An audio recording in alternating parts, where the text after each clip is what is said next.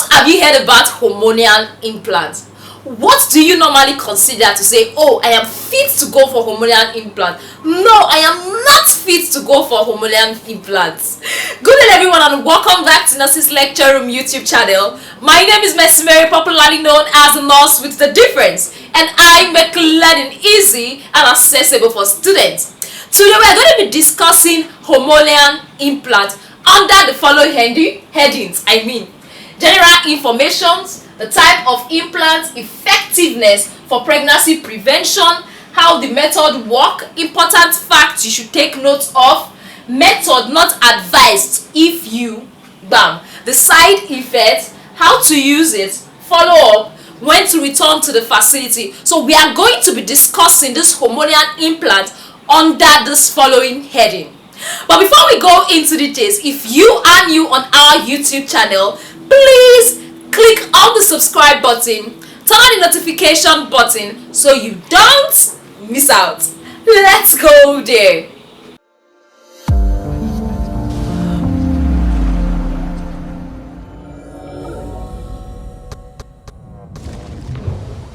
Alright, welcome back. Like I earlier said, today we are going to be discussing about hormonal implants. Hormonal implants. The first heading I have here on the board is the general information. What you need to know about hormonal implants. The general information. Hormonal implants are small plastic rods. The small plastic rods are like the size of your matches. You know matches now, those matches. They are small plastic rods that are inserted in the underskin of your upper arm. And this procedure is done by a trained provider. So I cannot just go and start giving it. See, I am trained to do it. It is done by what? It is done by a trained provider. It is a very, very effective method of family planning that can last for 3 to 5 years. You can see it. And also, those that are breastfeeding, women that are breastfeeding can use this type of family planning method. Most times, women, immediately after delivery, they take this family method, this family planning method, they take it so they don't take chances at all. But this family planning method does not protect you from sexually transmitted disease. Remember, they are plastic rods placed on your upper arm under the skin. They are what? They are plastic rod placed on your upper arm under the skin, provided by who? Provided by a trained provider. And it can last for 3 to 5 years. It lasts for 3 to 5 years.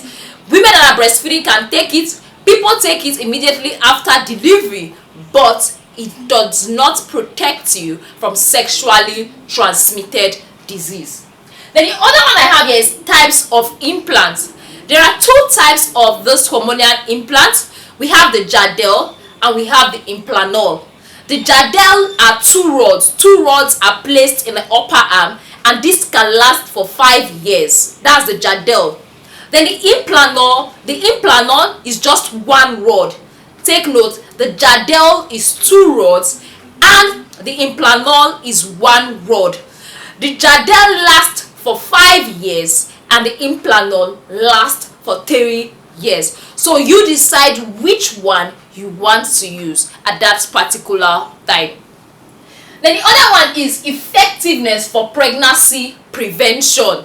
In terms of effective, like I earlier said, hormonal implants, they are very, very effective when it comes to what? Pregnancy prevention. 1 in 100 people, that's 100 women who uses family method are likely going to get pregnant. That's 1% are going to get pregnant out of 100. So it is really very effective for people, for women to use to prevent pregnancy.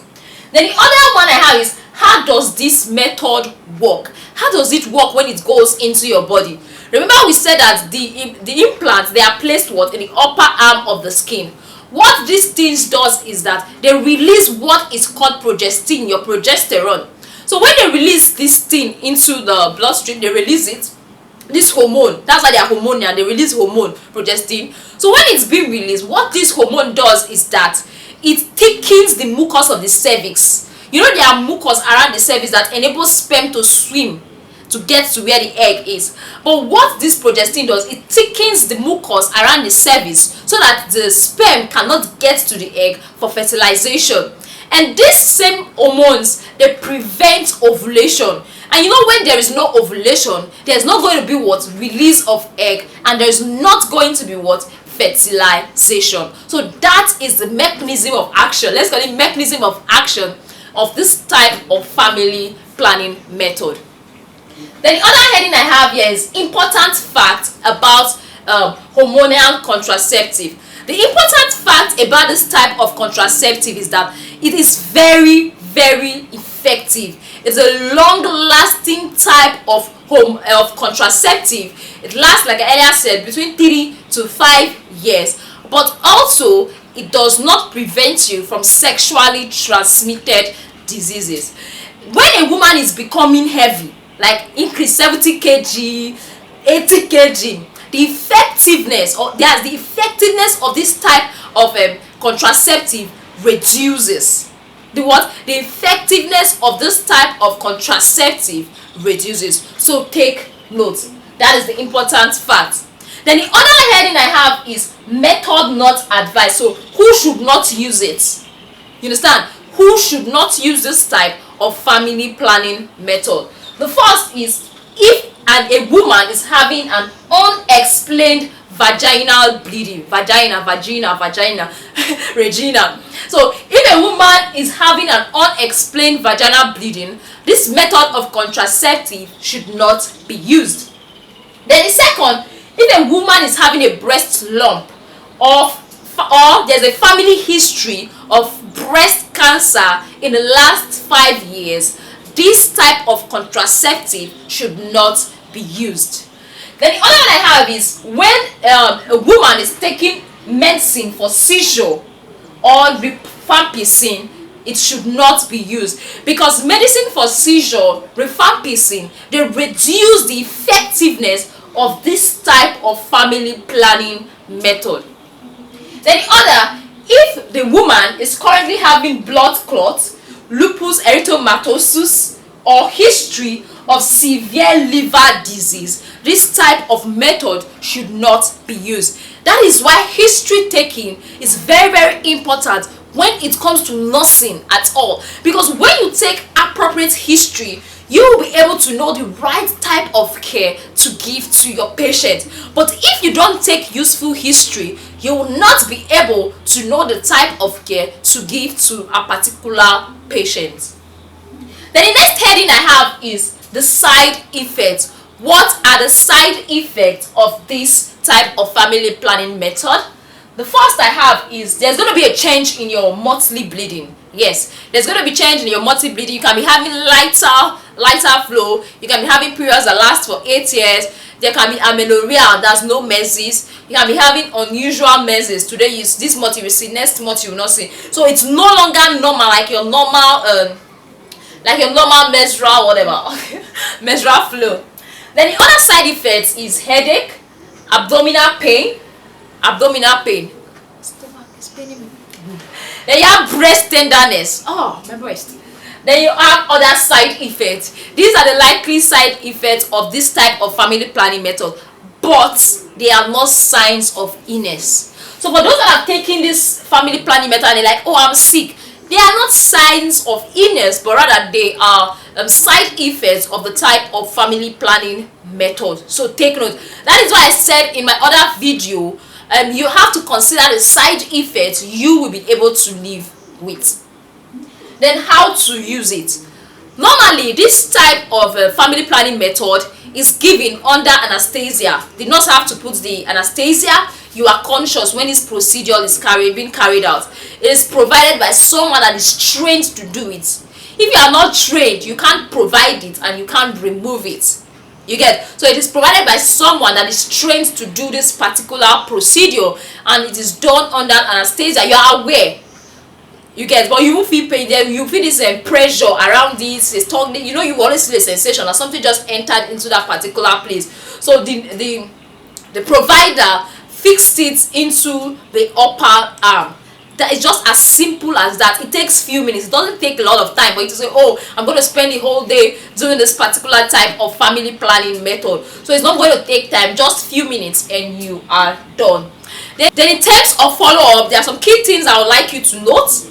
Keep the insertion area dry for 4 days. For 4 days, the insertion area should be what? Should be kept dry. Then the second thing you should note is that your arm may be sore for few days. There may be sore in your arm for few days. Then another thing, you may also have swelling and bruising at the insertion site. It is normal. You get, it will go away without treatment. So you might have swelling, you might have bruising. It is normal. These are likely going to go away without treatment. You don't need to treat it. And also, you should take note of the fact that, okay, I just took my implant. Which year, which month, which date am I going to be coming for the next one?